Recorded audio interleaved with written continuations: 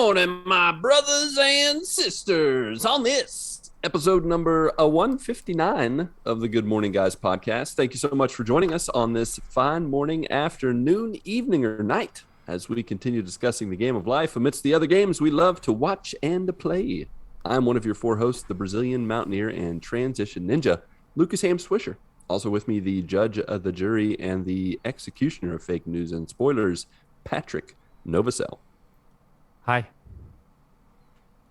Hi.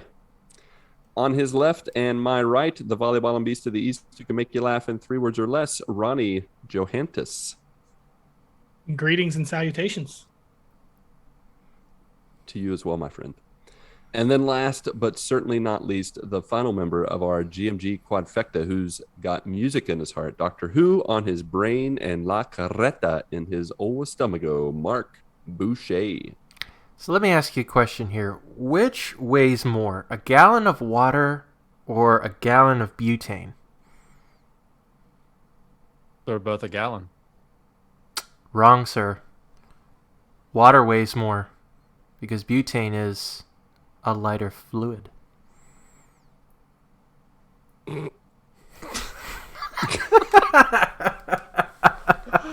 Oh, man, coming out firing. Mm-hmm. Yeah, on all cylinders. No, I should have been prepared. Bless you. Man, Gesundheit. that's how I know it's a good dad joke when it makes me sneeze. So, bark. Since you won the greeting contest, you get to go first. Share your update with us. What's been going on? We hear you started a new job today. So first, give us the dirty details about your boss. Well, first off, you heard correctly. Secondly, I don't know. I got nothing. I was like, oh, there's a second. There's a second. Let's hear it. No, I don't have bad things to say about my boss. All right. Well, moving on then. Ronnie, it's your turn. Okay. Talk about your boss. Talk about your boss. All right, we're just going right. We're just attacking immediately. We're just talking about bosses. Yeah. You know, I really like my boss. I really don't have a single bad thing to say. All right, Patrick, next. I mean, you could have got me like at different points in my career, and I would have had a novel for you. But right now, that's good. I'm glad you lucked out. That's good. No, that's real good. We can loop back. Marc, you go ahead and share what's been going on in life. Go, Marc. Wow. Okay. Yeah. So obviously, in the past week, I have quit one job and started another. My last day of my previous job was actually this past Wednesday, which was nice because I actually had a 4-day weekend, which was really cool. Had some time to just chill out before starting the new job and everything, and got some gaming in, got some just chilling out and just preparing for the new job. So, but before I started my new job, I actually on Saturday, and this kind of bleeds into gaming time, but so had a good buddy of mine.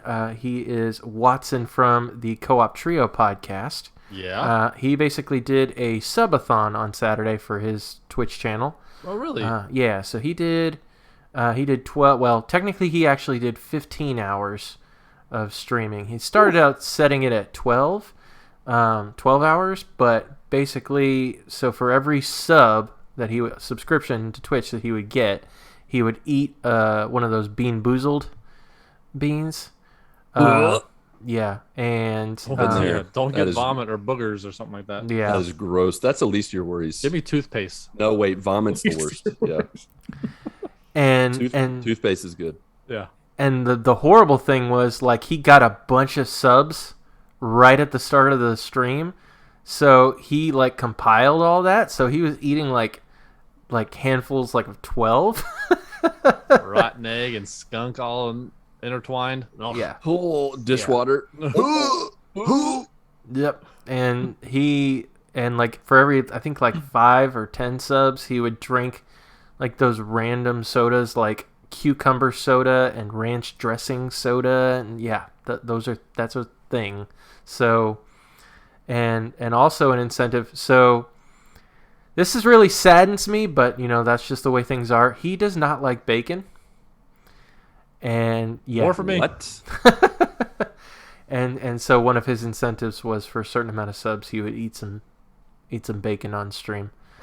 Yeah, I don't like bacon either. I'm gonna eat bacon on stream. That's an excuse. But no, he did a great job, and I actually got to play with him on Saturday night. Played a bunch of Splitgate. Got to introduce him to that because he had it on his computer, but he hadn't fired it up yet, and he absolutely loved it to the point where he streamed on Friday, and then on Saturday night I streamed, and he joined me as I played Splitgate. I played some Splitgate and Apex on Saturday night, which was a lot of fun. Had quite a few people come out, so that was awesome.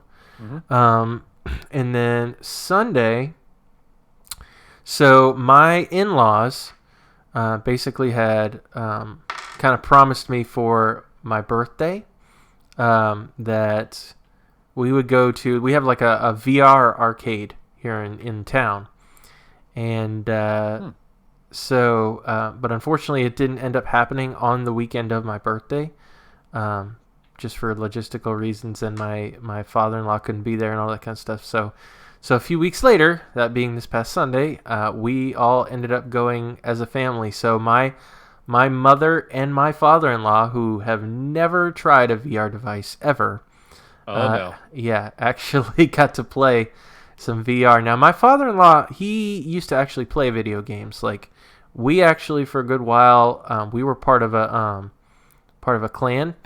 It was actually a Call of Duty clan, and we played a lot of Call of Duty together. But he kind of stopped playing, so he's familiar with more modern video games. But obviously, VR is way different. So they got into playing some. I'm trying to remember what he played. It was a zombie game for sure. I think it was like many of it. I only filmed my mother-in-law because that would have been my choice too. Yeah, because she actually wanted to do it because she's a teacher, and a lot of her she's a professor, and a lot of her stuff involves education technology and different kinds of technology and things like that. So she wanted to share with her class her experience with playing in VR. And so she actually she tried a couple of different VR experiences. Like one was like a roller coaster, and the other one I think she was like flying a spaceship of some kind. Like it was like real sci-fi type stuff. And so I have some video of her on the roller coaster one, and she's like literally screaming as she's going down the coaster in this VR game. I think it was called Drop Dead Duel, the one that my father-in-law was playing and I ended up playing. So which was very much like a zombie sort of on rail shooter zombie game. My wife, Kristen, ended up playing some FNAF, some Five Nights at Freddy's VR, which she did one night, and she was about done with it. Because it gets pretty scary. And then I also played, it was like one of those like legit NASCAR simulator things, where it's like the full-on, steering wheel with the pedals and all that kind of stuff. I sucked hardcore at that. I think I was like 35th out of 40. But it was really fun. I had a lot of fun going there, and I was glad that we finally got to do it. And I watched my father-in-law and my brother-in-law and sister-in-law played as well. But they were kind of going back and forth between playing the game and watching their little one because they had to have him with us. So, but it was a lot of fun. Nice. And then, of course, the new job. Today was basically kind of info dump central for me. So there's a lot of just kind of general overview type stuff of what I'll be doing with the job and the expectations of the job.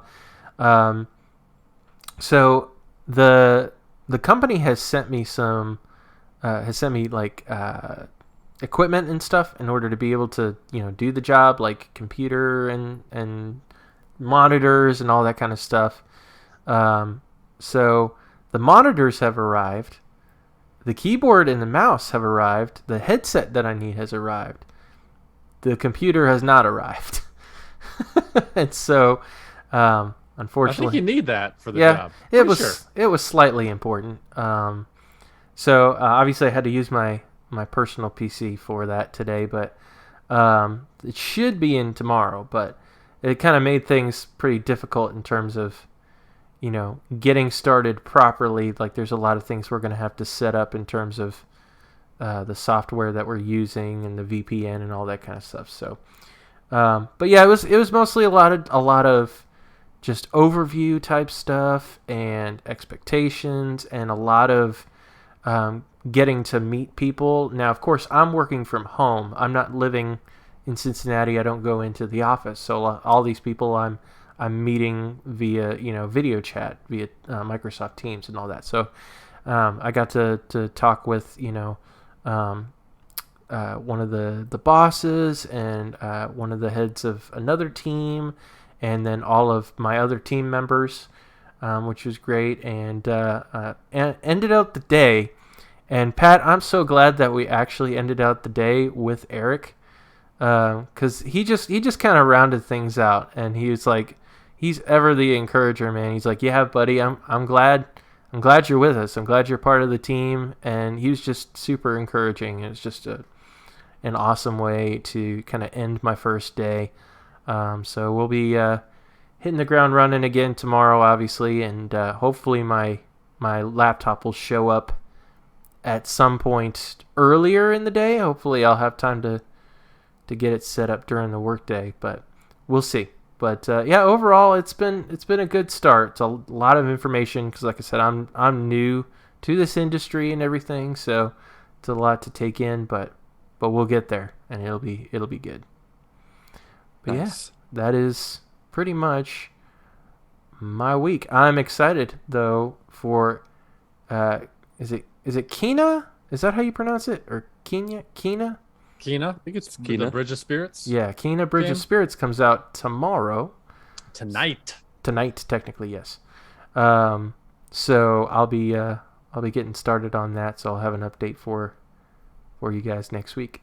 Ooh, did you buy it? I will be buying it. Oh, I pre-ordered it. Nice. Yeah. I don't pre-order games, but the game looks fun. Yeah. Mm-hmm. Yep. So yeah, that's it for me. Sweet. Patrick, why don't you go ahead and continue the fun? Sure. Let me just go straight into today's first day with Marc.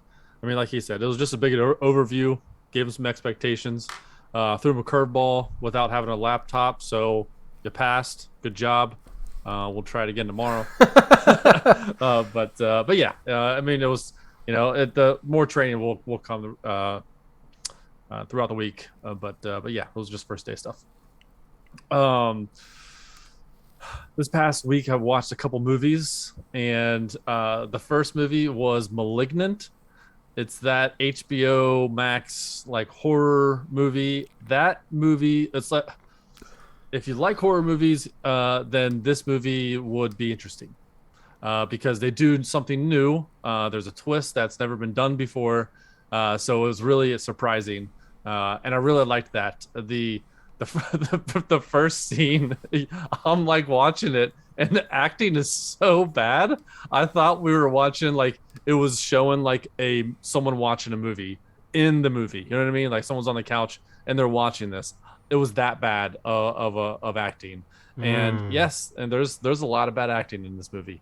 But it was fun. I mean, I don't want to give too much away because there's a lot of it is spoiler. Like a lot of it is spoiler. But there's not really jump scares, but it was just very interesting. You're wanting to know what's going to come next. So it was really cool. I would probably give that a 7 out of 10. I mean, it was good. No, nothing great. Mm-hmm. And then I went on the same train, and that new movie Candyman came out. Oh, really? Jordan Peele. Yeah. I watched that. It was awful. I didn't like it at all. It took forever. There's some things that happened in the movie. I'm like, what's happening? Why aren't we talking about this? Why have you not done anything about this? I mean, like, I'm gonna say it because it doesn't happen. So the main character, he gets bit or stung by a bee, and on his arm, and on his hand, and throughout the rest of the movie, his He hand becomes a gets bee. worse, and his arm gets worse, and like really really bad, and he's just looking at it and he's just picking at it, and I'm like, why are you not at the doctor right now? Like You never this, pick like, at it. I'm not even worried about this Candyman that they're talking about. Like, get your arm taken care of. This is ridiculous.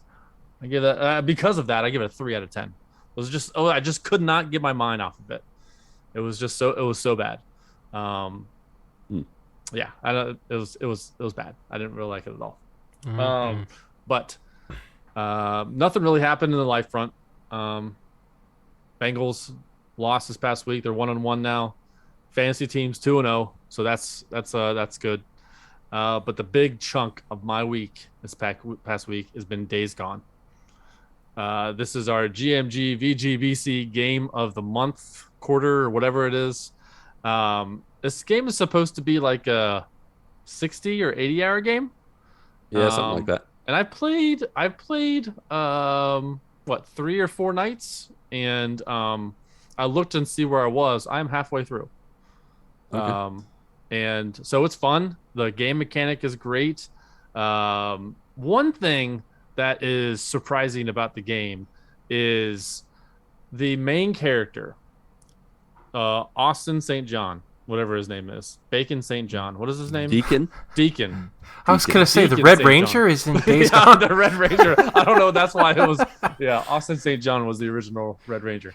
But Deacon St. John, he yells all the time, like absolutely just yells, and no one else yells. It's not really like, a good idea when you're worried about like freaker zombies coming after you because you're being too loud. He's just a Well, it's man weird. that's struggling to be heard. That's You're all. riding a motorcycle, which is loud, and that's why he's yelling. But nobody else yells. Like, you're doing a ride along with another guy or another girl that's on a bike, and they're talking normal, and he's yelling. Like, or there's someone on the back of your bike, and he's yelling to the top of his lungs, and the person behind him's whisper quiet. It's so jarring. Like, I'm like, whoa, why are you yelling? No, we can hear you.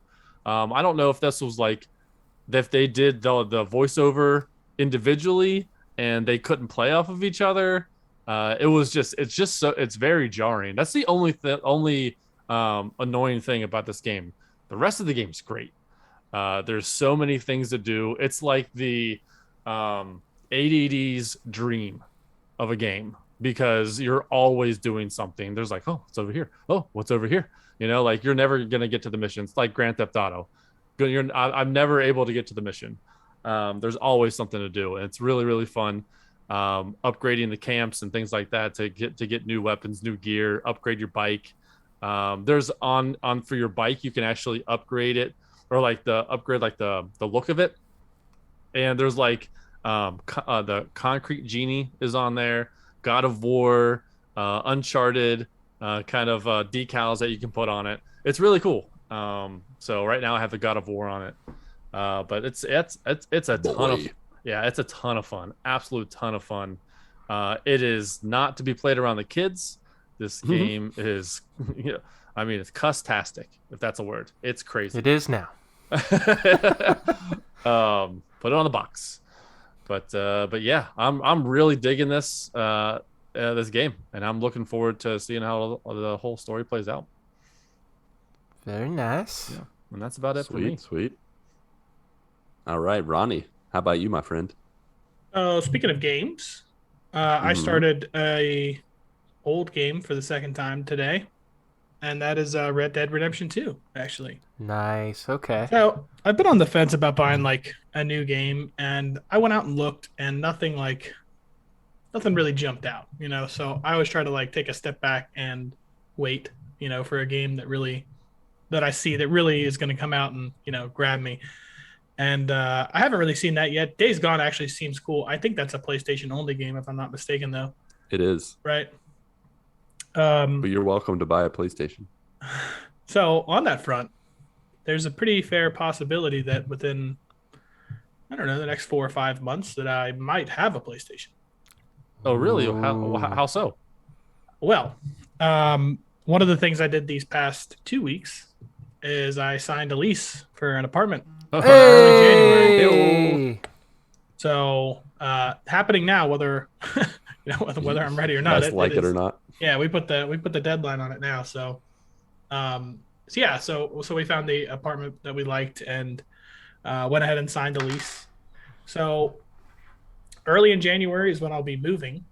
Now, I think I kind of went over in a little bit of detail. Like the reason I'm selling my house is because prices are crazy, and yeah, really everybody has their price. That's pretty much the only reason I'm selling my house. Yeah, good time to sell. I'm not going to stay here forever, so it doesn't really make sense to not sell now when the prices are high. I don't know if I mentioned it before, but our house doubled in price since we bought it 13 years ago. Like doubled. Yep. Like it's crazy. Yep. It is just like the market is just crazy, and since I'm not staying here, it just doesn't make any sense. But with that being said, since I will probably do pretty well on my house and then move into an apartment, well, I'm gonna treat myself to probably a couple of things. Yes, you are. New gaming system is definitely one, potentially 2 new gaming systems. I'm really not sure yet if I'm going to get both of them or not. Well, whenever you're in the market to find one, you know who to ask. You know a guy. Yeah. I just got Tim Pollen one PS5 today. Did you? Yes, I did. Nice. Yeah. The magic hands, just like Grogu. Yeah, when I'm ready, I definitely will. I think that I've been thinking a lot about it, and when you think Xbox and PlayStation, I'm going to like things about both of them. But I think it may be time to graduate to a PlayStation. Graduate? Oh man, time to graduate. I mean, for the most part, I'm only playing games, solo. We don't couch co-op that much more. I found that most games anymore they don't have couch co-op. There's not a ton of games out there anymore, which is kind of crazy, I guess, considering we grew up with couch co-op games like our entire lives, and now they're kind of phasing out a little bit. More online. Yeah, it is more online. I still have been playing some Rocket League, not a crazy amount. It has died off a little bit.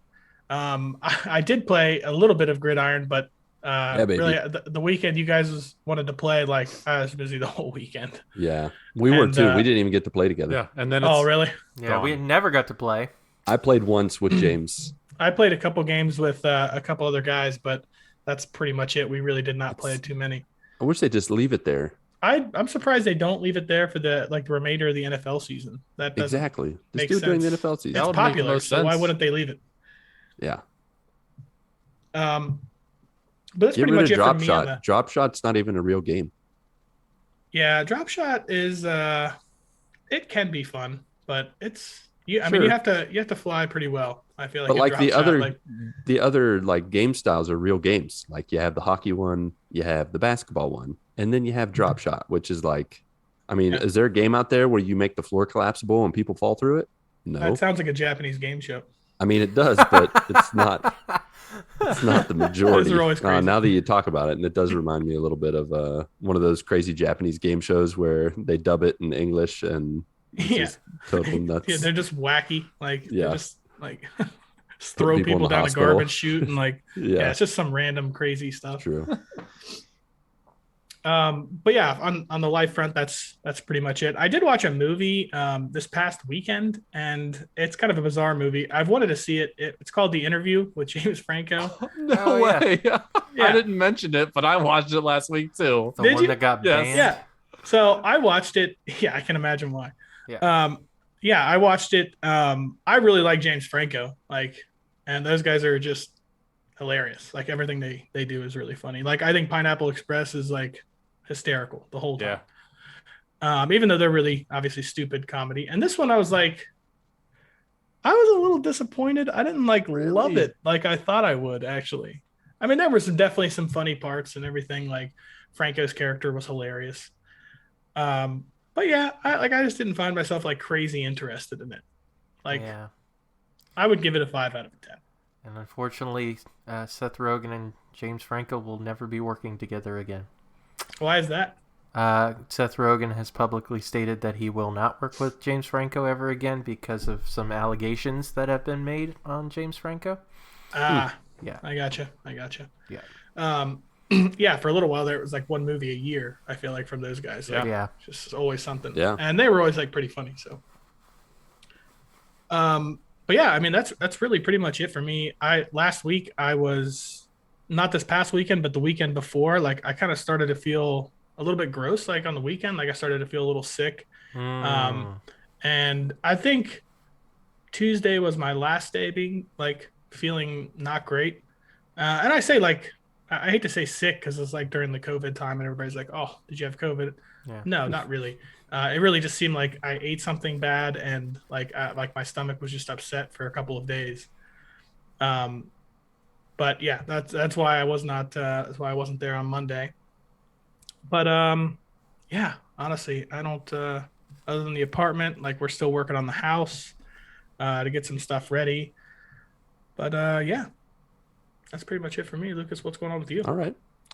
Well, I have some games to liven up your week, Ronnie. I can't wait. I played some special platinum hunting games that I think you're going to love so much that you're going to be perfectly fine never having played them because you'll get enough out of me from them. All right. So, this week I actually, I can't say I took a break from Hades, but I was able to squeeze in 4 different games for platinums. Do you know why I was able to squeeze in these 4 games? Because they took 20 minutes each. That is correct. So, ding, ding, ding. the first game I played is called Bouncy Bullets. It is a first-person shooter. You have a Gatling gun. This doesn't sound bad so far. Oh, wait a sec. Just give me a sec. I'm getting all the cool stuff out of the way first.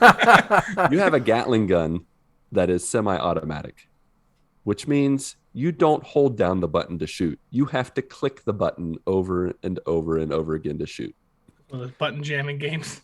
It's a button jamming game. Your left button shoots yellow bullets. Your right button shoots pink bullets.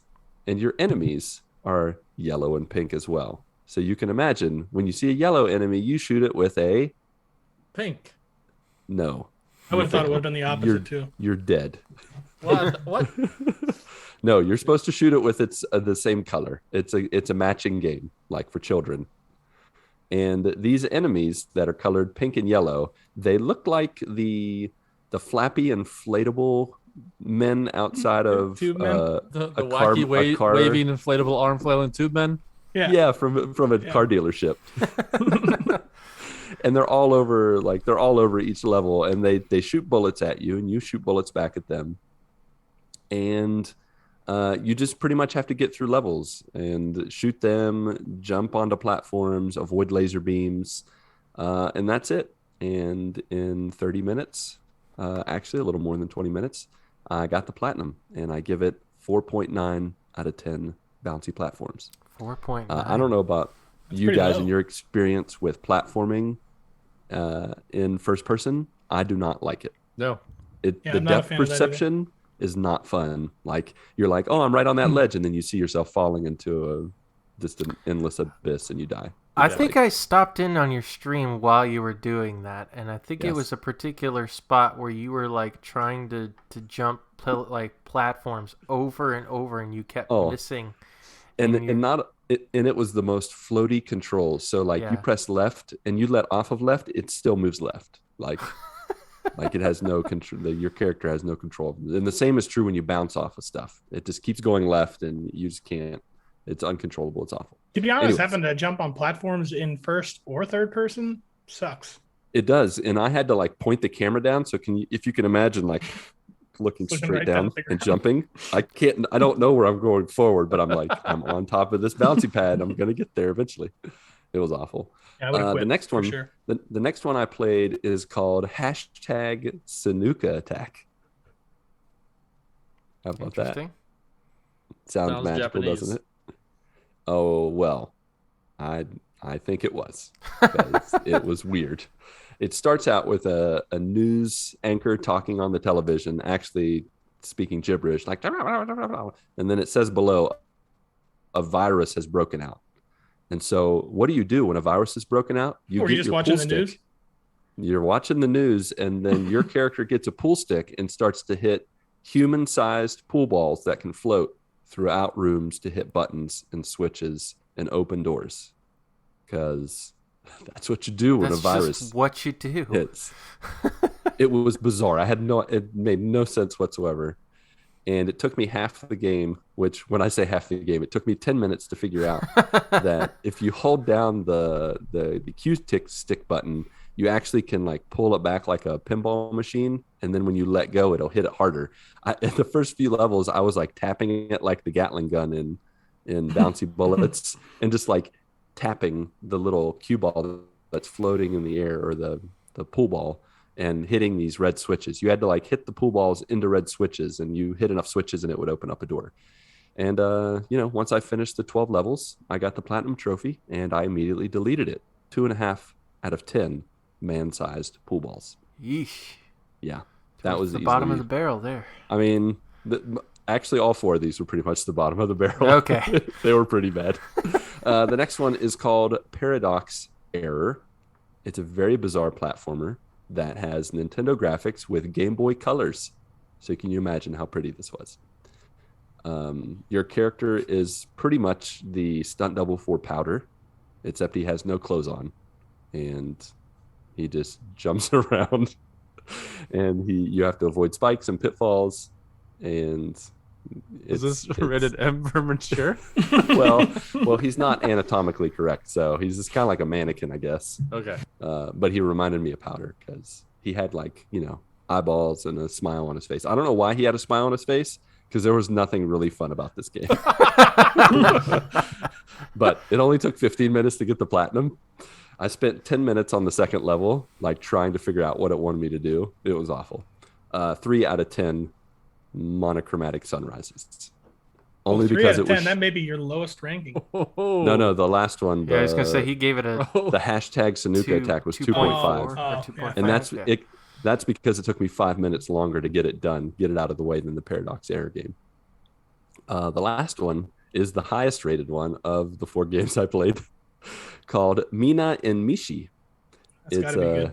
Oh yeah, it's a top-down puzzle game with the exact same world, animation, graphics, everything as a game I played before called Milo's Quest, where I was a dog collecting bones and running around and charging ghosts, except now I was Mina and Mishi, and I was killing blobs, and that's it. Like, I was just exploring the realm. But what made this game something special was your left analog stick and your left trigger controlled Mina, and your right analog stick and your right trigger controlled Mishi. So within 30 seconds, my brain was broken. And I was like, That's rough, man. That you is expect me to like separately control these characters? And honestly, after 5 minutes, I was like, I think I might abandon this platinum, because this is a pain. Like at one rough. point, I merged them in a corner, and then I just simultaneously moved the analog stick, so they kind of moved as one being, because I didn't like them separate. It was too much. But then I discovered that Mishi, he looked like a very large imaginary, like he looked like, the kid from Christmas Story when he gets wrapped up by his mom before he goes out into the snow. He looked like a big blue version of that, and his power move was just to like do like a Zangief power spin with his fists, and on top of that, he was invincible. And when I discovered that he was invincible, I went to town. Like, I hid Mina in a corner, and then I would just run around with Mishi and just destroy everybody until it was safe, and they'd be like, Mina, come on over here. And then I would control Mina. So I just started controlling them separately, killing all the enemies with Mishi, and then moving Mina over. Because you had to like step on switches and move little things around to open up gates. It did take me a solid 30 minutes, I think, to do it. And so after I beat 2 of probably 5 bosses, I got the platinum. I give it 5 out of 10 Zangief spinning punches.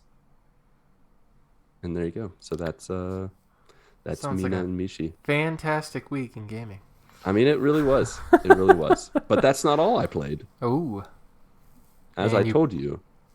Oh, go ahead. What were you going to say, Marc? You played more Hades, didn't you? I mean, I told you guys last week I was going to at least do. I was limiting myself to 1 run a day, and I tell you what, I blew that goal out of the water, and I probably played 3 runs a day. Okay. Yeah, and it's just, I know I've covered, we've covered spoiler casts, we've covered all kinds of stuff, but I just have to say this one thing that I am just getting deeper and deeper into this game, falling more and more in love with the gameplay, with the characters, and I'm getting into like speed running. I'm getting into increasing the heat. I'm totally off of God mode. I've gotten into the teens with the heat. I'm experimenting with lots of weapons and boons. This past week, I got this really epic run where I was using the fists, the gloves to just punch everything. And I used an aspect called Talos where it magnetizes enemies to you and you just kind of suck them to you and punch them in the face and kill them. But I'd been trying to do this duo boon called Merciful End multiple times and I couldn't get it. And I talked to some guys on the Discord server that I'm a part of for Hades, and they kind of ran through some of the concepts again with me to be like, this is what you need to do. And I went into a run where I literally needed 4 different boons. And in the first 4 chambers of the game, I got the 4 boons epic level. And so by the second area, I wasn't maxed, but I was to the point where I was reflecting and dealing damage simultaneously, and it was like melting everybody. I got to the 3rd area and the 3rd boss where you fight the bull and the man, and I beat them in 20 seconds flat. It was bonkers. I think Pat had made it into the stream at that point, and it was I was like beside myself. I was like, this is crazy. Is outrageous. It was outrageous. And I was just mashing the buttons. I wasn't using any skill whatsoever. I was just like, I was so powerful. It was just like, all right, let's just go unga bunga on this. There are some crazy combinations you can get in that game.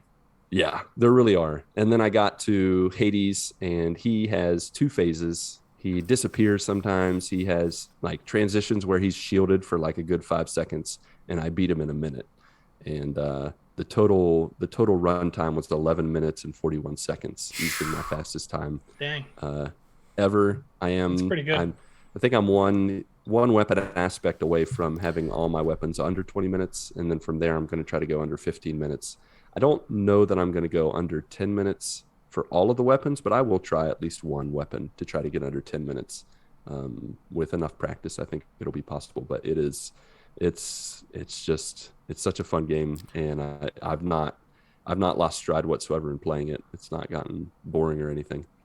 I think the best combination I ever got was I was using the gun, and I got the 5 rockets. Oh yeah. As a backup, and then I got them to where they were just direct shot rockets. They weren't even like the arcing cluster shots. Rockets. Dude, they were that's just awesome. Direct. And then I had like another damage thing on top of it, and then I think that's what I actually like completed the game on. Oh yeah, totally. Made the full run. Yeah, it was way easier. That's like Broforce type of weapon setup. You're just running through and just like shooting everything, and nothing can really touch you.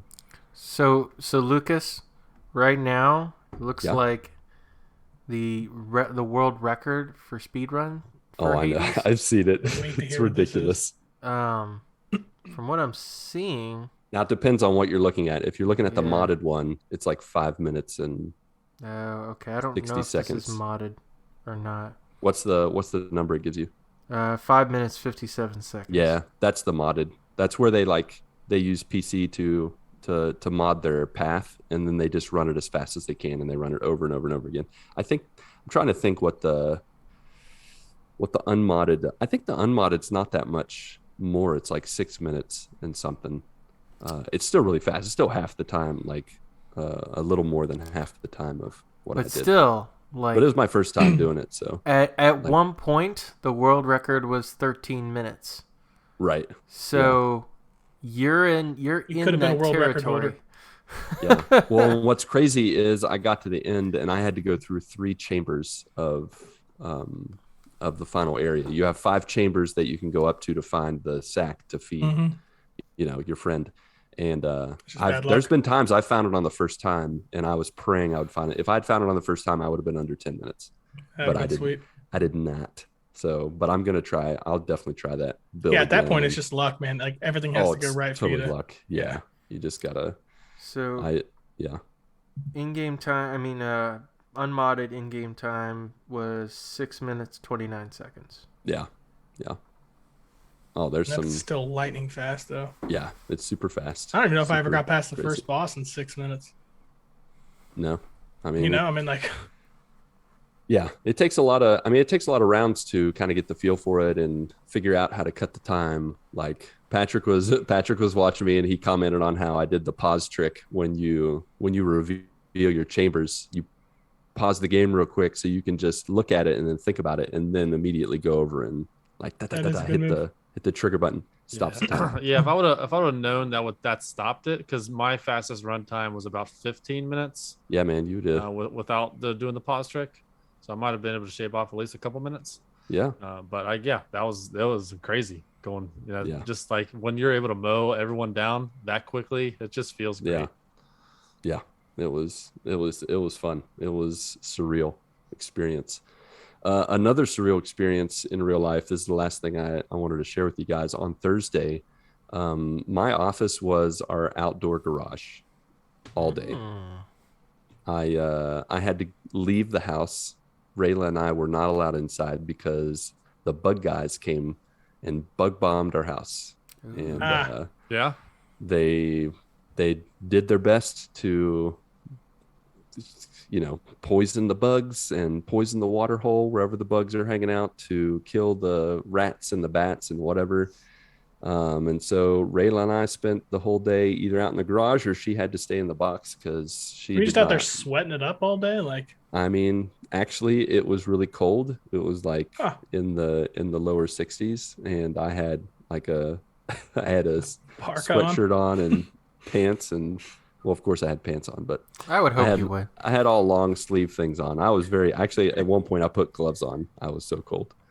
It was all rainy and I did not enjoy it, but and so it was not a good experience. One, because halfway through, I had told the guys to warn me when they were going to be using the poison because they said that some of it might leak out. I guess it's just the nature of our house is like a very not waterproof wood that we have leaks quite often when it rains. And so I was like, you need to tell me so then the dog's not nearby. I don't want her to, mess with it or whatever. And before I know it, I hear splash, splash, splash. And the dog runs over and before I can stop her, starts licking up a clear substance. No. And I'm like, hey, guys, thanks for the heads up. And so I get her and they were like, hey, just give her some water and a mix of water and milk. And get some stuff to fill her stomach so that it either absorbs or she throws it up. And so I gave her all that stuff. She was fine. They said if nothing happens within 10-15 minutes, then she should be okay. And she was fine, but it was not cool. That's scary, dude. Oh, that was scary. I'm like, you gotta be a little more professional. Well, then right after that, they call for me and they're like, hey, can you come up here a second? I walk up, poison is leaking out of the ceiling all over our living room. And at one point, it's leaking onto our entertainment unit where our television is. Oh my gosh. Was this just all just a liquid that they were spraying, I guess? It's just a clear liquid. Yeah, it's like they have a Ghostbuster backpack full of liquid and they're like, we're going to clean this up, but do you have any towels? I'm like, you're asking me this now where I see drips over here, drips over there. It was not a good experience, but they, cleaned it up. There's nothing that I've seen, no damage that was permanent or Have you seen any bugs since then? Let's just hop right to it. Every day this week, I have still heard the rats, the bats. The past few nights, literally dozens of ants have entered our kitchen and we've killed them. So I don't know. I got nothing. The only thing I can say is at least I didn't have to pay for it. But my landlord, on the other hand, he's going to hear about this, and I don't know what he's going to do. Hopefully he signed some kind of you guys some kind of guarantee, like I don't know, they're going to take care of this until it's done. Because if not, he just wasted a bunch of money. Because we still got all this stuff a week later. I guess it's 5 days later. Same company should probably come back out. I feel like if you guys haven't noticed any difference. Exactly. It's supposed to be like immediate, isn't it? Like when they come in, like the poison is supposed to like take care of them within like a day or so. I would assume. That's what I understood.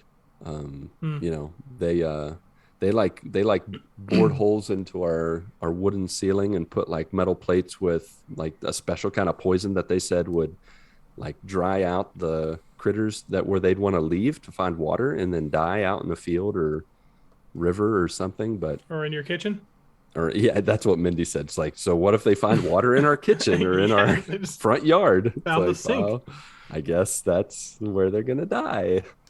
So yeah, it's what a crazy mess. But you know what? That's sometimes what happens when you live internationally. You don't really know what you're going to run into that maybe isn't the standard practice. And so with that, I think it's time to get into our topic: international living, customs, trivia, the day-to-day practices of people not like us. Should be fun. That's right, folks. We are talking about all things international.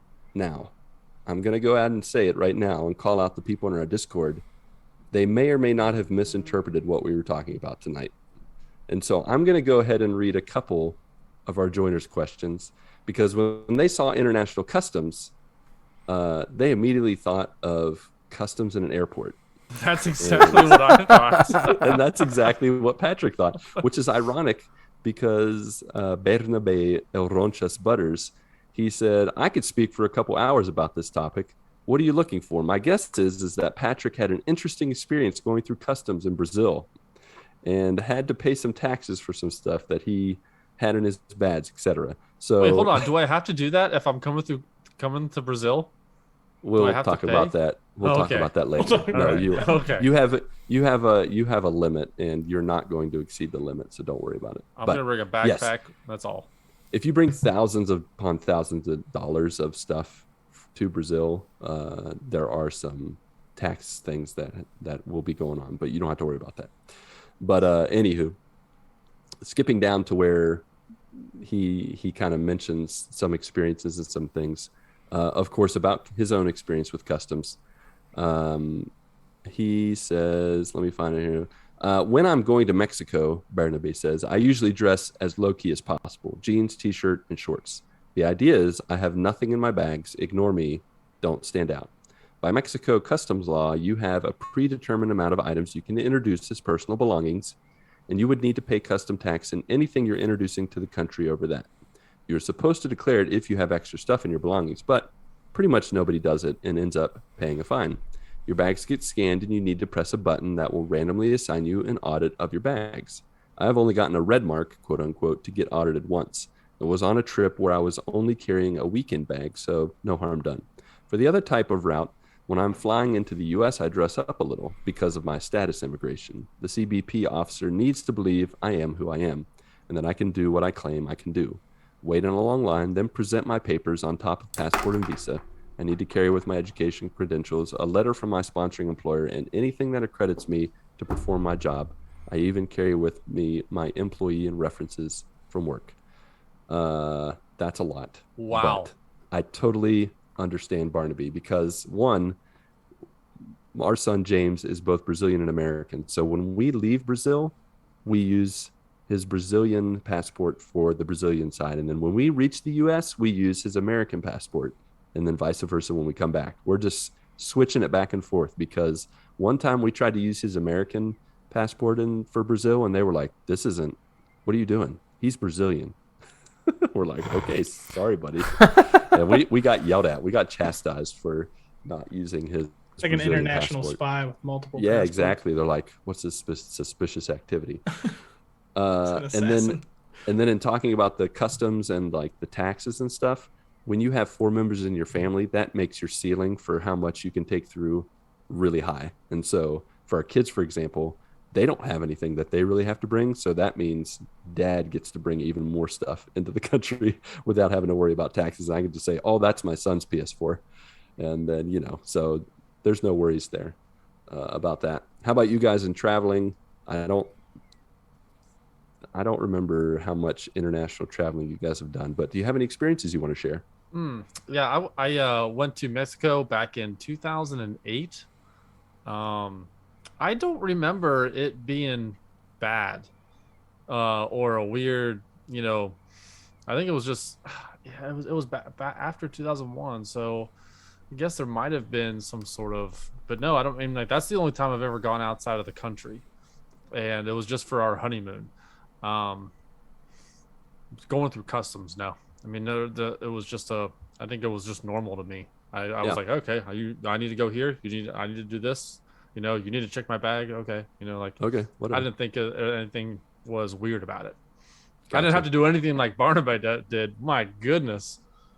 Oh yeah, it can get complicated depending on what country you're entering, Yes. or like making yourself inconspicuous is definitely not something Americans do. Like most countries talk about how Americans just stick out like a sore thumb.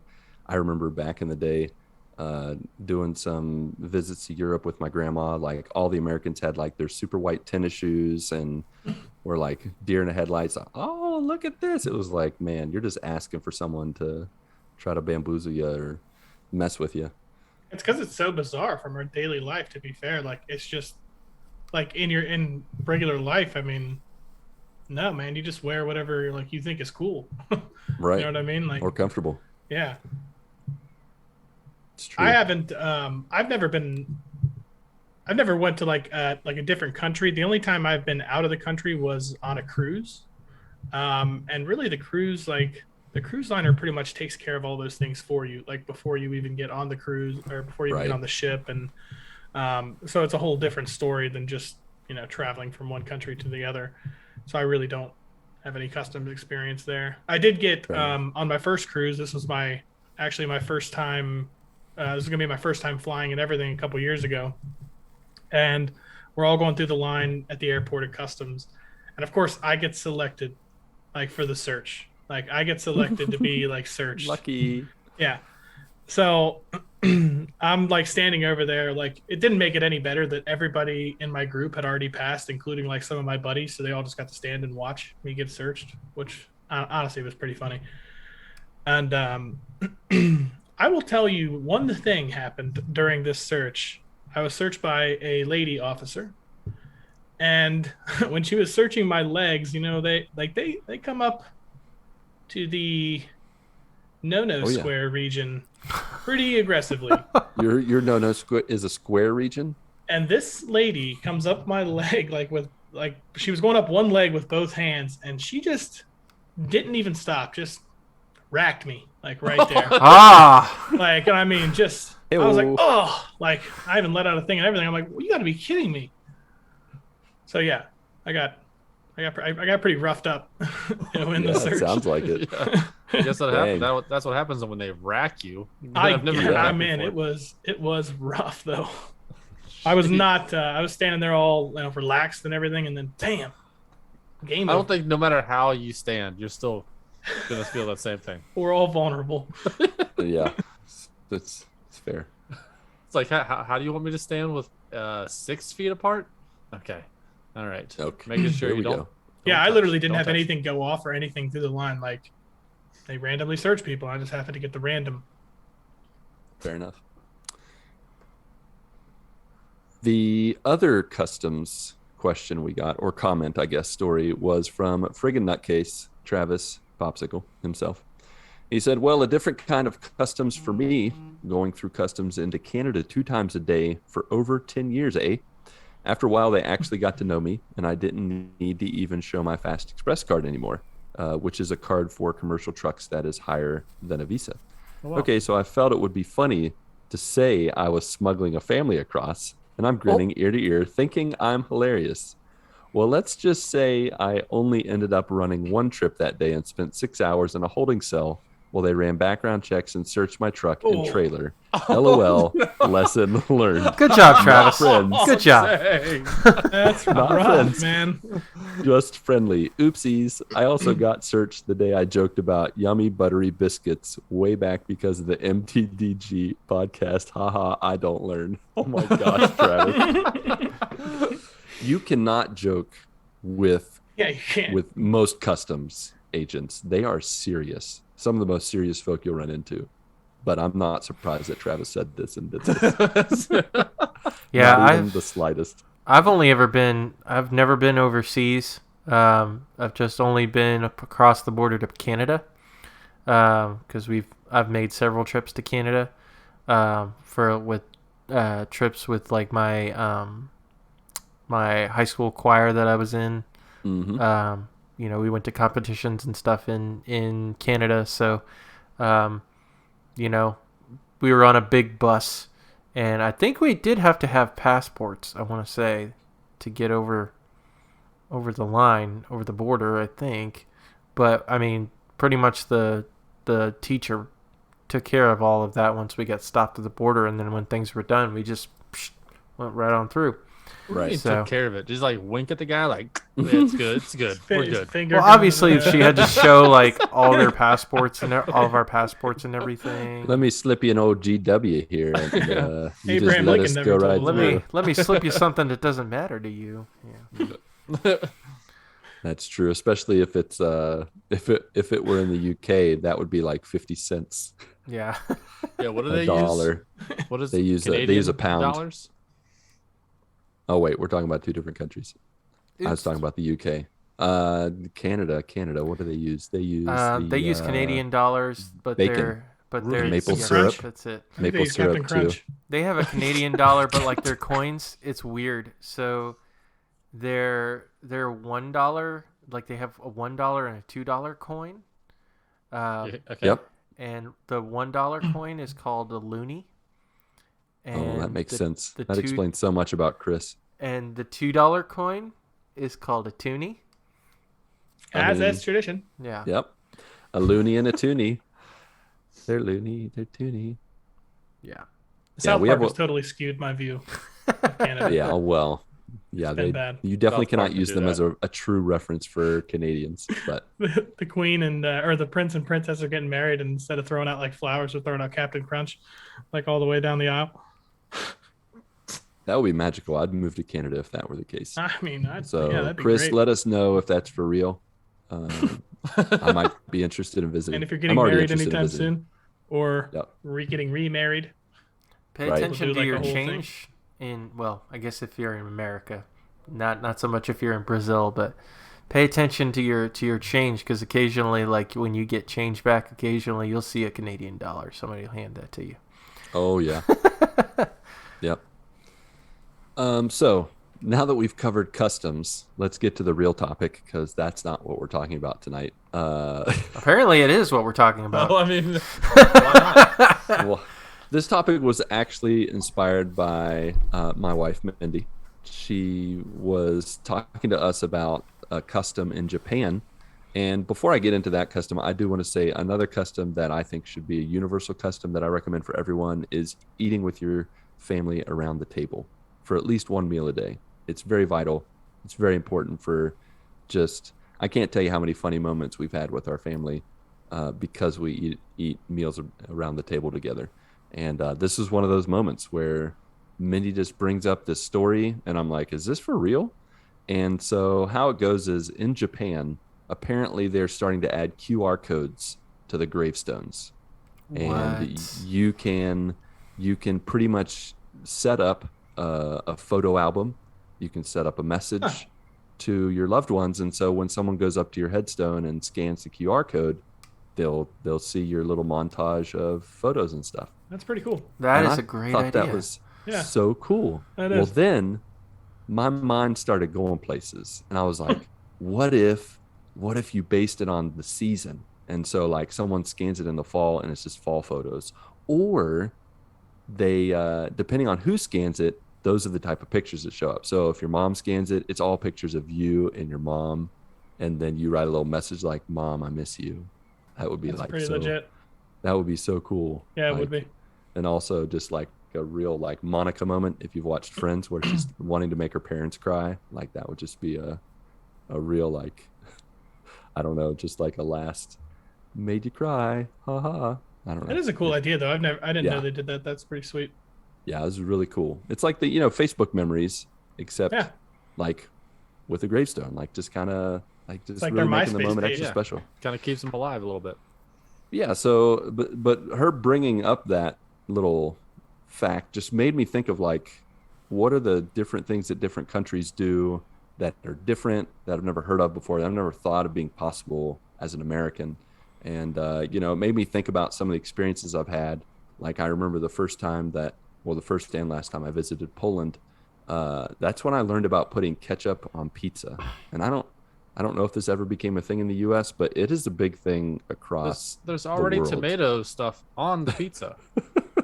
It doesn't even seem like something that would go with pizza. I mean, I'll say that if the crust is no good, I will put ketchup on crust. If it was like a French fry If pizza it's or really something, dry. maybe Ooh, garlic French fry garlic pizza would be butter good. on the crust. Gotta go with that. lather the whole thing in garlic butter. Garlic butter. Mhm. Like, is it the Papa John's little garlic butter that Yeah, that you has just to be. pop the top off and dip that baby in? Well, actually, you have to shake it around. If you don't shake it around, it's like pure oil. It's everywhere. Dude, that stuff gets Oh, yeah, everywhere that's every true, time, too. no matter what happens. Pop it spills everywhere, coats everything. But yeah, so that was something cool that they did in Poland, or something interesting that they did in Poland. Another thing that actually Mindy told me about is in Denmark. There are a number of public libraries where you can check out a person for 30 I saw minutes. that. What? Yes. And at first I was like, they have other words, like they call this other things in other places. This doesn't sound like a good idea. And of course she rolled her eyes at me and she's like, it's not that kind of checking a person out. But you can hear their story. And so how it works is like you don't like get a name. The only information you get is unemployed, bipolar, refugee. And the whole idea is to fight prejudice and to discourage the age-old practice of judging a book by its cover. You get to sit with someone for 30 minutes and they just tell you their story and just kind of share, sure, they're a refugee or sure, they're bipolar, but not get to know them and see that there's something more to their lives. And I guess this practice has popped up in over 80 different countries around the world. That's pretty cool. I thought that was a pretty cool idea. So how about you guys? Have you had any, in the few experiences, I know you haven't, traveled a whole bunch outside of the US. Have you experienced anything or have you seen anything on the interwebs that is noteworthy? I have a fun story to tell. Tell us. So, and this was one of those times where I went into Canada on one of those trips, and we were staying in a hotel. And that morning, we turned the TV on, and I think I've told this story on the podcast before, but I don't remember. But we turned the TV on, and first thing in the morning, we turn on one of the channels, and it's like this kid's cartoon show, and we're like, oh, okay, it's like some sort of like PBS station or something like that, but in Canada, and we're not thinking of. We just had it on. We're not thinking of anything of it, and then we come back later that night. And this is like 7 o'clock at night. So this is like prime time. Right. Same channel. Straight up porn. Straight up. Just straight up Sesame Street's over some other streets here. Was it Saturday night at least? That's a variety channel. No, this was like a Tuesday. Wow. I actually had a similar experience in Europe when I was watching the news. And in the news they showed a bunch of like very not risque pictures, pictures of nudity, just like talking about a news story, talking about an actress or a person or a model or I don't know. I was like, wow, in the news. Okay, it's the nudes. The nudes. Yeah, it was something. But yeah, I've had similar experience, Mark. I just people, like, it's different countries, standards on decency is just completely skewed compared to us, I guess. Mm-hmm. Yeah, so I haven't had like any experience with other countries like customs and like standards and things they do. So I like looked a couple up that were just a little bit interesting. The first one was in Venezuela. It basically said showing up on time or early is actually a negative thing.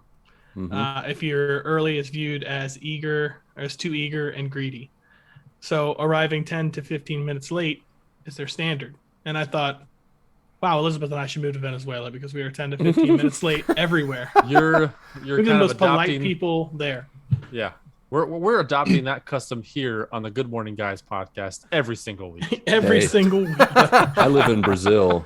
Trying to be polite. and that's exactly what they do, Ronnie. So you are welcome to come here as late as you want. That's and the thing there too. You will as be well. on time. Like, Oh yeah. Yeah. Well, it's I feel crazy. like I guess I kind of like adopt that without even knowing. I mean, like you go to a party, like a birthday party or a reception or never something wanna be like the that, first one. and those are usually like 3 to 4 hours long. And Mel, she wants to get there at the agreed upon start time. And I'm like, this thing goes for 4 hours. Well, it's okay if we're a few minutes late. I don't want to be the first person here. One, because if it's a driveway, I don't want to be blocked in for the entire time.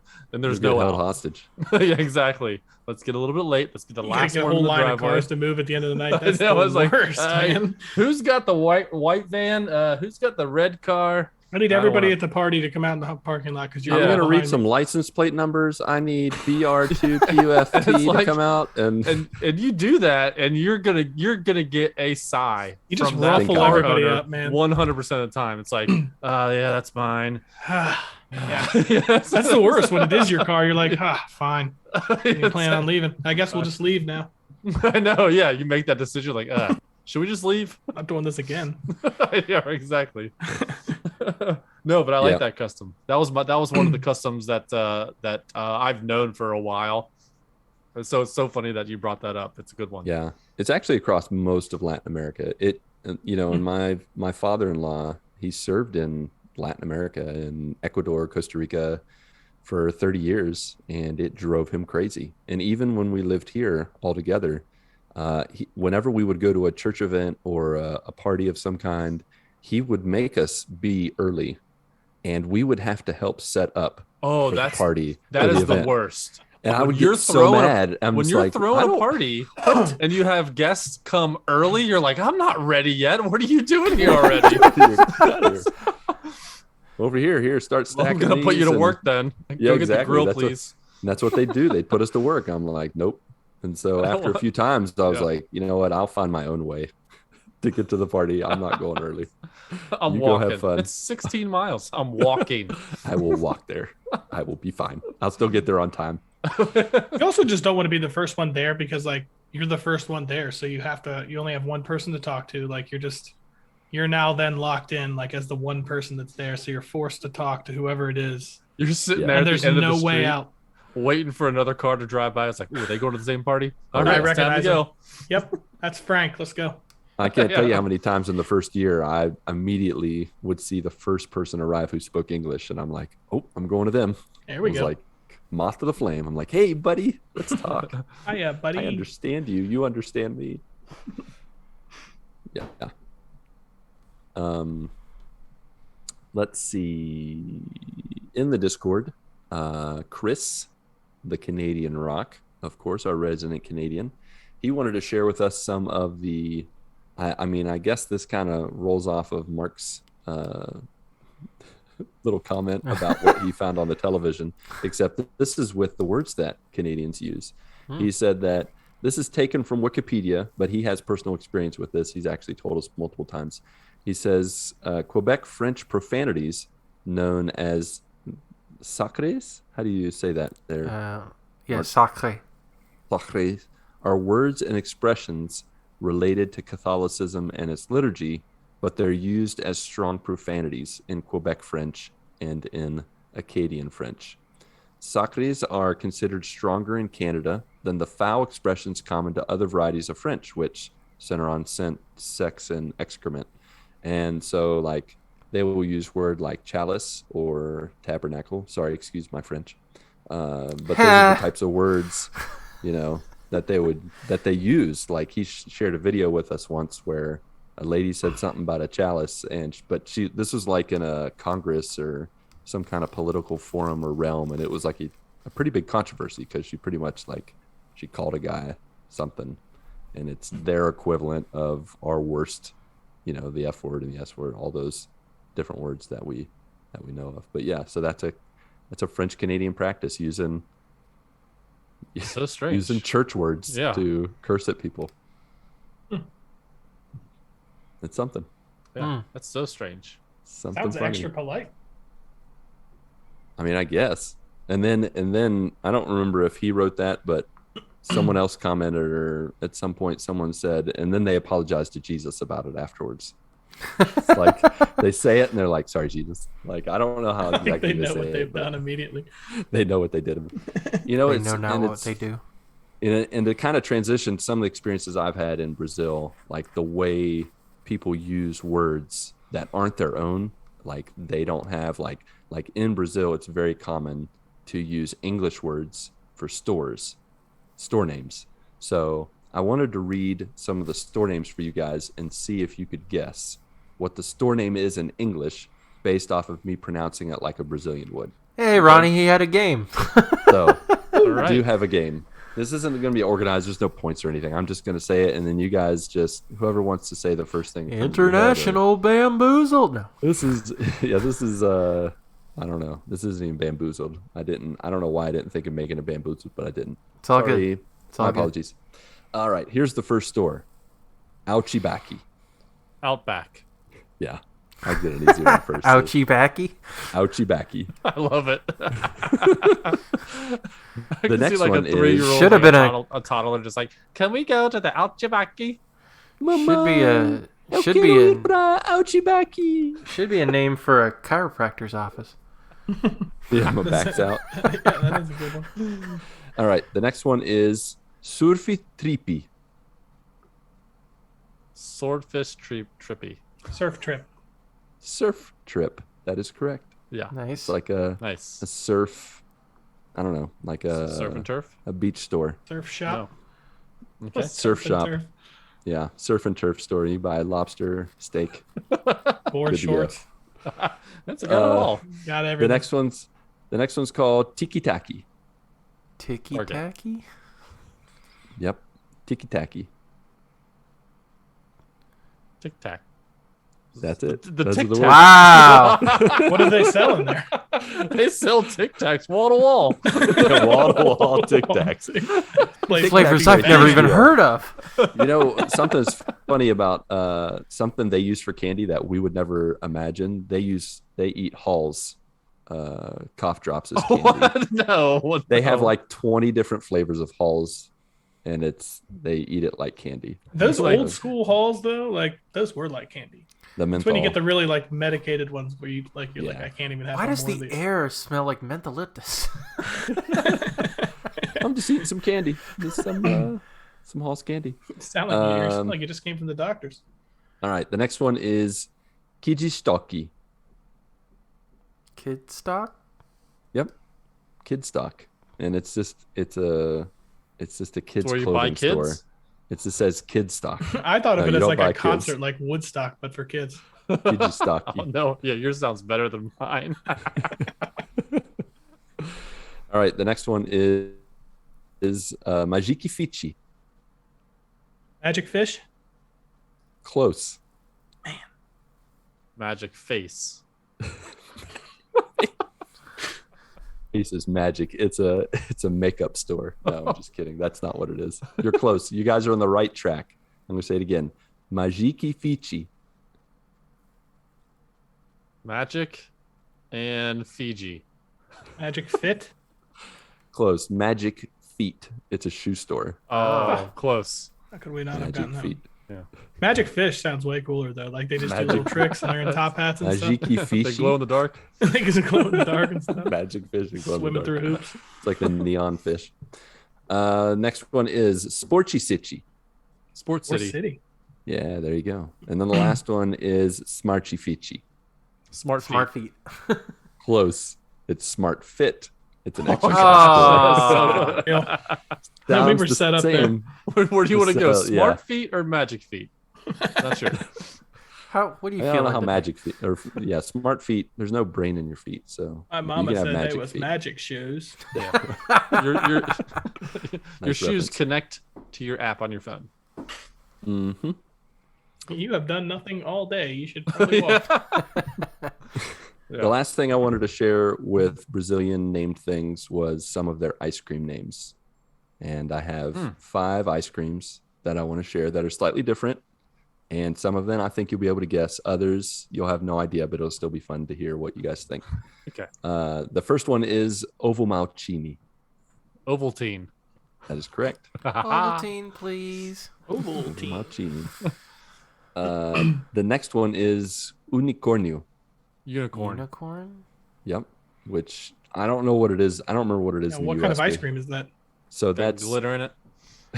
Sounds glitter like that ice thing. cream. Sounds like that thing All over Beavis the used to car always say. Can I have I am glitter unicornio. ice cream? Unicornio. Yeah, it does sound like that.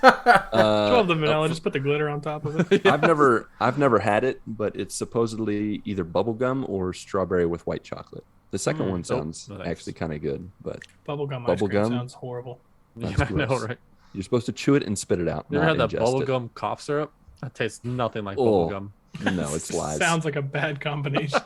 It's pure lies. You want to throw up. It's just motor oil in there. So Right. thick. The next one is Sensação. Synthesizer. Se- I have the synthesizer ice cream. It plays music. Yep, Santa's In your- house? What? in your tummy. Sensação. No idea. So literally that would be translated as sensation, and it is Oh. strawberry and chocolate. Samsonite. Close. Oh, no, you're way off. Way off. All right, the next 3 you're not going to get, but you'll be interested to hear the ingredients. This one's called Passas ao Rum. Pasta at home. Pasta at home. It's like eating Sounds pasta legit. at home and ice cream. Can I have the carbohydrates pasta one? Thank you. Passas ao Rum. No Magic guesses? Nope. Magic feet. It's magic feet ice cream. All right, what do you think Hum sounds like? Hum. Hummus. Close, but not even close at all. Yeah, the hummus ice cream. That sounds Hummus gross. ice cream. It comes with a side of tortilla chips. All right, it's condensed milk ice cream with rum. That's how they pronounce rum, is Hum. And raisins. And I'm out. You gotta throw those Raisins raisins did in not there. belong in ice cream. Not at all. How Why dare is- you? Why is this ice How cream chewy? dare What is- you? I don't care what happened in the 1920s. No raisins in your ice cream. Yep, they had you up until the raisins, right? You eat ice cream to get away from that. All right, the next one is It's- slightly. Oh, go ahead. what were you gonna say? It's garnished with like some green beans on the side. And, Oh gosh, that's I mean, awful. might as well. Might When as in well, Rome. why not? Get veggies and fruits. The next one's slightly related. Abacaxi ao vinho. Wine. Hibachi and wine. Wine and hibachi. It's like fried ice cream with the hat guy, like flipping ice cream in the air. Takes a swig. Make a volcano. Let's make a wine volcano. That's abacaxi is Portuguese for pineapple, so it's pineapple with wine. Interesting. It's You ever had Harry Buffalo back in college? Do you know what that is? I did not. It's different in, I guess, regions, but it's where you fill up like a container full of booze that has fruit in it, Oh, okay. and then you eat the fruit. Yeah. I mean, I've Do you- heard of that. Yeah, we called it Harry Buffalo. Hmm. Which is Horrible not name even for close. anything Sounds so that's appetizing. edible. As Harry I know, right? Buffalo. Sounds very appetizing. And you know what? That transitions well to the last ice cream. That sounds so edible once you hear the translation. So this one's called Olho de Sogra. All the ice cream. All you can eat. All you can eat. Okay. You got a guess, Mark? Óleo de sogra? Something with sugar. Nope. Alligator No, sugar. hold on. It's juice with au jus. What is juice? Au jus juice. Ice cream. Isn't that juice? Isn't au jus like juice? I guess it is, yeah. With juice. In another language? Yeah. Juice with juice. Yeah. Hot with some roast beef. It's eye of your mother-in-law. What? Óleo de sogra. So it's based off of a dessert At least it's not that weird. is cooked condensed milk until it's hardened, and then they put a certain fruit in the middle to make it look like an eyeball. Sounds And crazy. so- But why of your mother-in-law? I don't really know. Okay. That seems aggressive, honestly. It seems I quite want that one. aggressive, right? Yeah. But it's have you had it yet? I have not. I haven't been brave enough because it's condensed milk ice cream again with coconut, and I'm good here again, just like the last one. The first two things good, and then it has prunes in it. And I'm like, you know what? I don't Of want course the the trots mother-in-law from one has eating prunes ice in cream. it. Exactly. It's quite fitting, right? Yep. I get it. So yeah. So there you go, guys. Brazilian ice cream. There's actually a whole bunch of normal flavors and really like appetizing flavors, but I wanted to share with you guys some of the crazy flavors in Brazil. Yeah, so speaking of like ice cream, I know like in Cincinnati they call like the shaved ice, they call it like snow cones. I don't know if anyone else says that's what they call it in your neck of the woods. So that's what we call it here in Philadelphia. Made a trip over there in the mid 2000s, and they call it, it's water ice, but they pronounce it water ice Oh yes. in Philadelphia. It's Okay. weird. Do we lose? Philadelphia's like a different Lucas? country. I Yeah, think we may have lost him. we may have lost Lucas. So, so they call it water ice, and I remember going there. And obviously, when you go to Philadelphia, you got to get a Philly cheesesteak.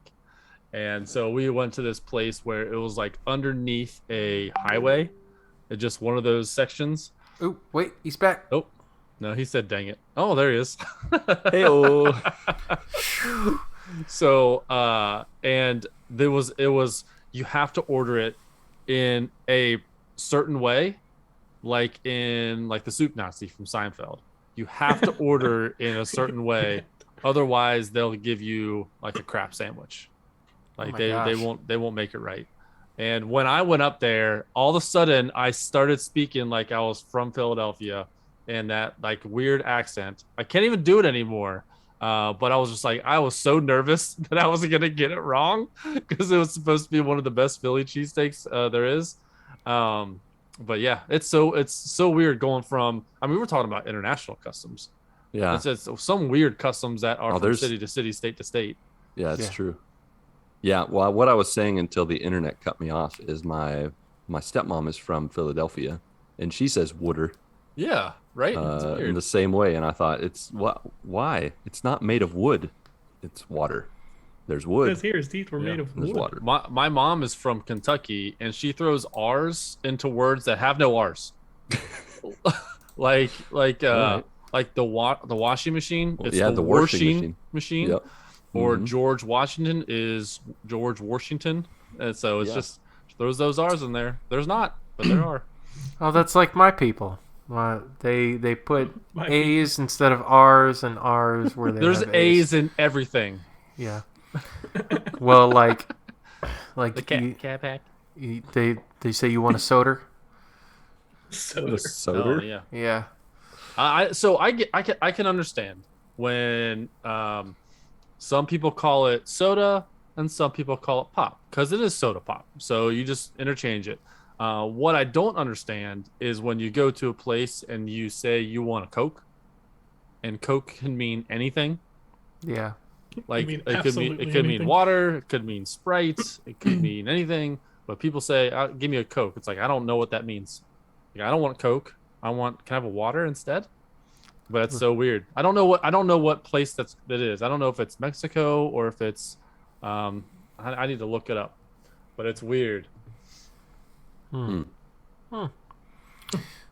Chris also shared with us, just real quick, he shared with us a photo, and he said one interesting thing over here versus the U.S. is how we get our milk, and it's milk in a bag. In a bag. That's so weird.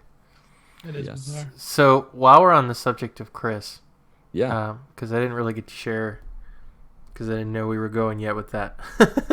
Yep. Go ahead. So I myself have some specifically, since I am of French Canadian descent, and in honor of our good friend Chris Kerwin, I have some French dishes, French Canadian specifically. A lot of them are kind of native to Quebec or Quebec.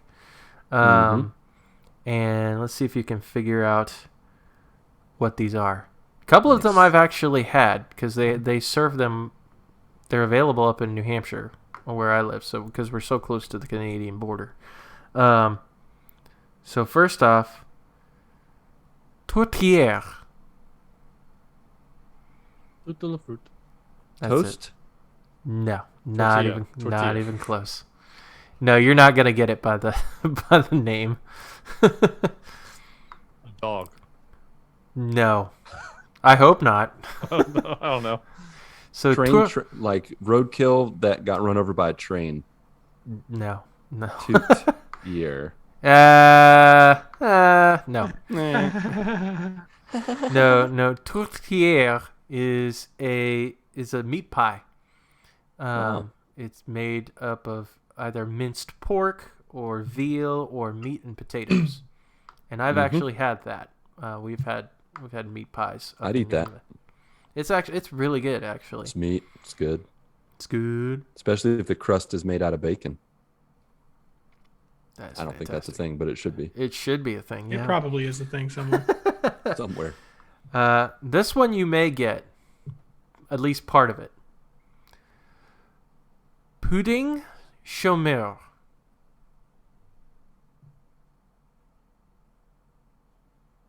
Well, some kind of pudding. Yeah. Yep, you're on the nose there. Yep. Chômeur. Like a weird word for sherbet or sherbet. No. Horse pudding. Pudding feet. No, thank God. Pudding made out of horses. No. That sounds Okay, bad good. too. It No. does, but I was just like, I heard the mare, and I'm like, ooh. It's just glue. It's French for poor man's pudding. That's what it's called. What makes it a poor man's pudding? So it's literally Sucks. it's basically Sucks. yeah, because when they tell you what it is, you'll be like, "That's pudding."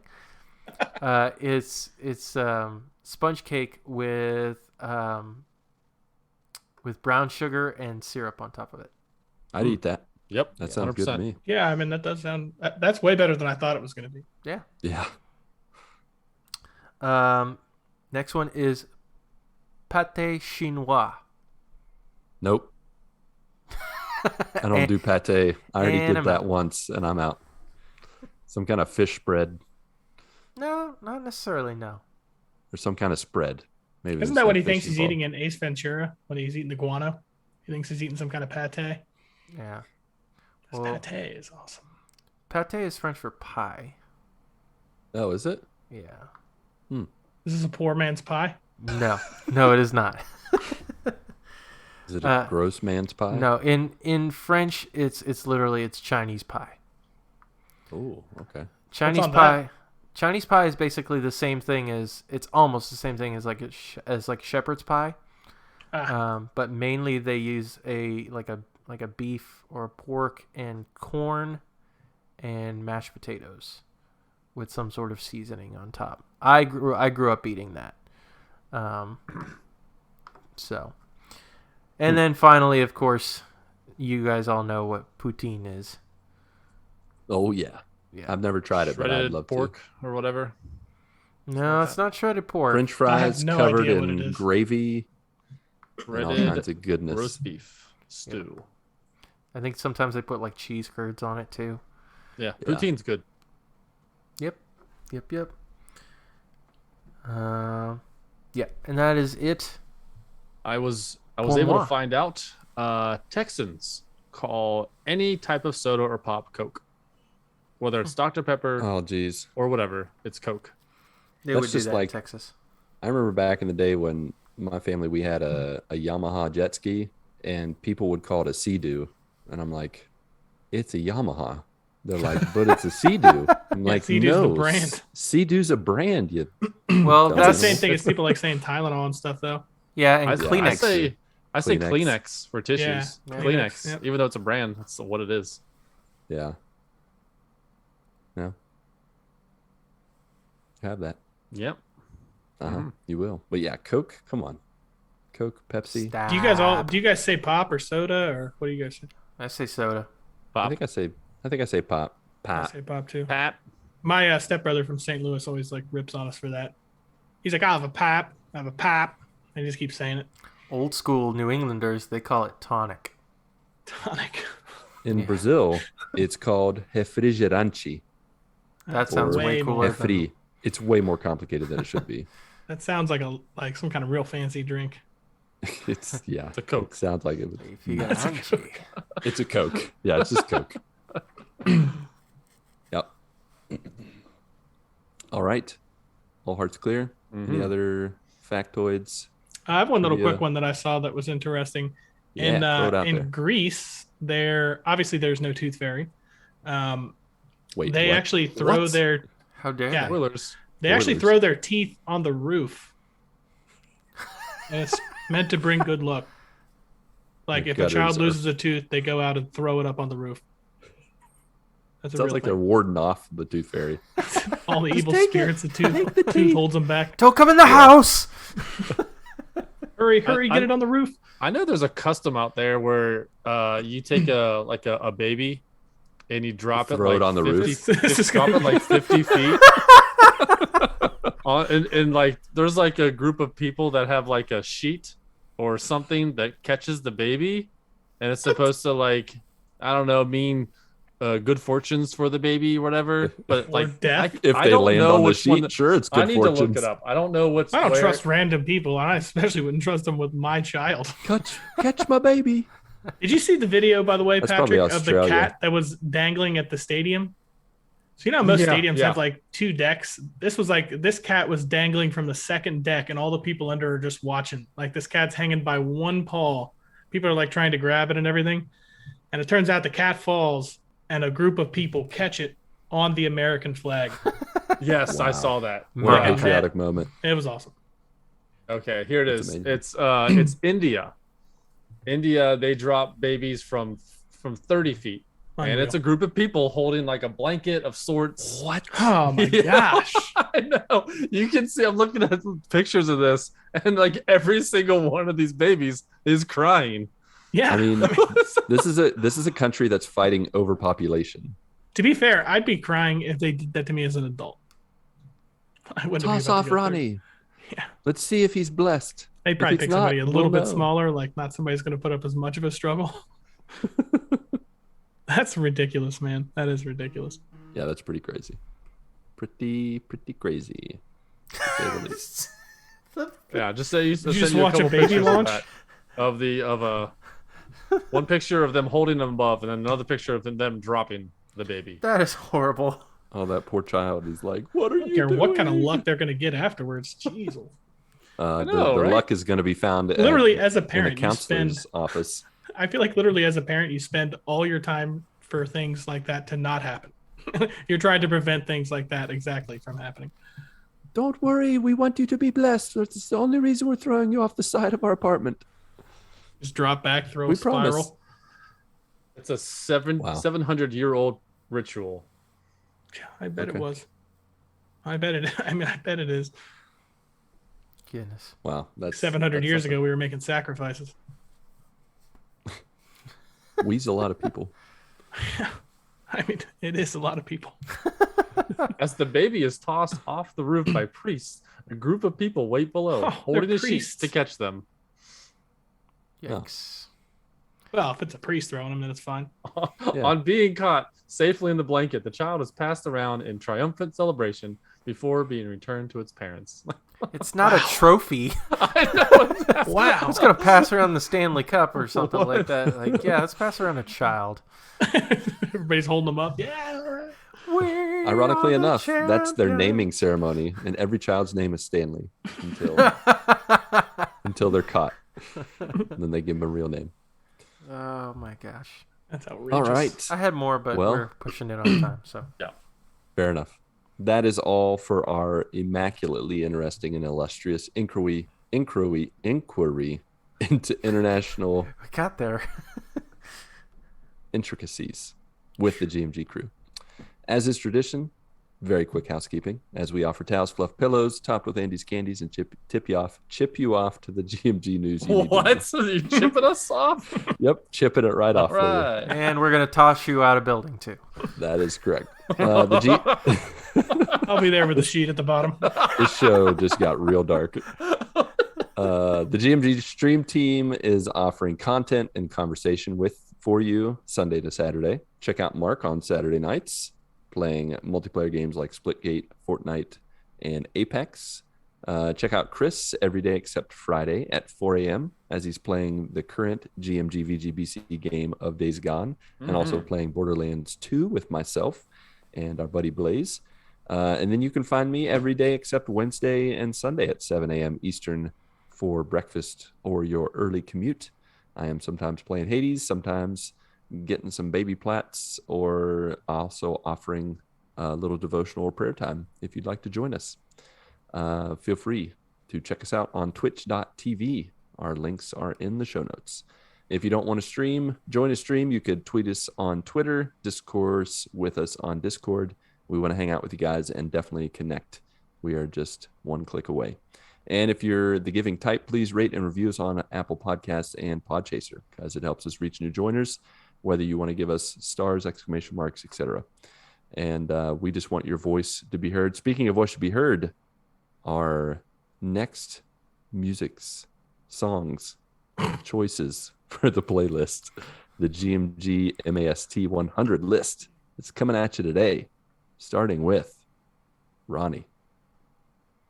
Oh, wait, do I say my own song now? So you're going to say it, and then I'm going to give the little factoid about it. Say it, don't spray it. Say it! Mine is Another One Bites the Dust by Queen. Nice. Oh, nice. good. It's such Another a banger one of a bites the song. dust.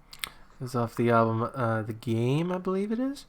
So actually, John Deacon, who was the bass player for Queen, he was heavily inspired by his bass line, do do do, ba do do do do.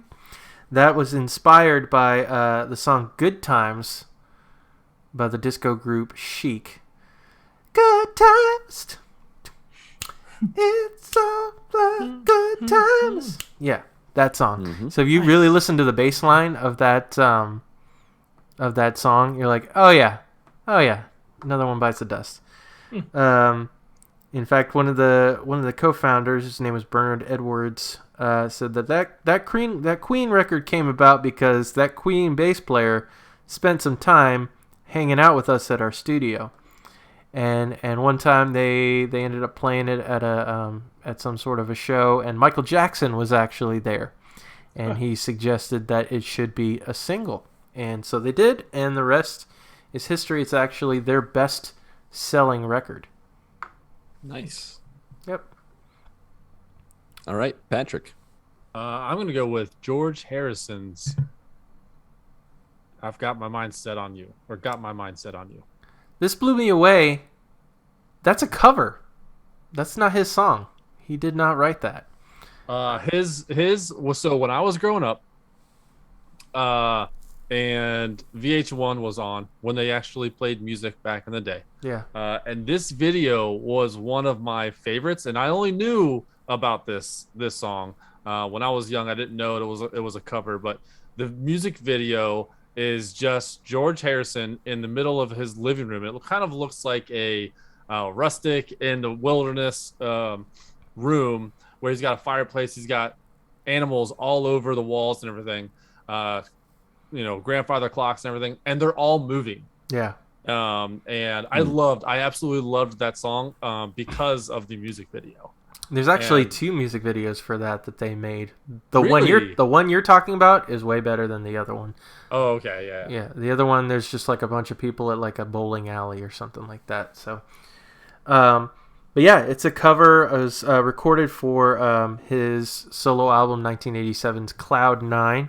There's a cover of the song that was originally written by Rudy Clark and recorded by James Ray in 1962, and is one of George Harrison's 3 #1 hits. Is the only of the 3 hits that he did not write. Cool. So yeah, Man, I have 2 covers on my favorite songs. It's just the way they've done it. Like Nirvana's "Man Who Sold the World," and then this one. yeah, It's just, you know it's good when they do it better than Yeah. the original. Yeah. right. Lucas. All right. Yes, my choice for this evening is Extremes More Than Words. Yeah. So this was recorded for their album, and this is so weird to say. It was recorded in 1990. The album was called Pornograffiti. Yeah. Good times. And so, you know, there was a point in their career where Extreme basically became the More Than Words guys. Like, that's what they were known for.